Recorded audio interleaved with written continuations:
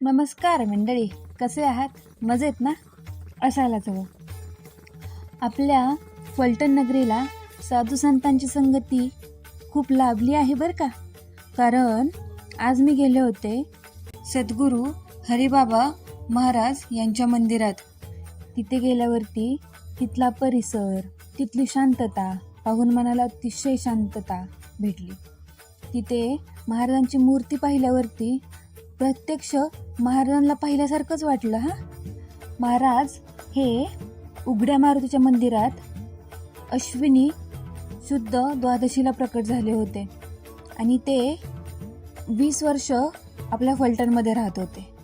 त्याच काही काळाने वयोमानानुसार थकलेल्या शरीराने ते मलटणमधील धर्मशाळेत राहू लागले. तिथेच त्यांनी भक्तांची अनेक संकटे दूर केली. माघ शुद्ध एकादशीला त्यांनी आपला शेवटचा श्वास घेतला. तर फलटणकर, तुम्हाला अजून अशी कोणती ठिकाणे वाटतात जी तुम्हाला माझ्याकडून ऐकायची आहेत?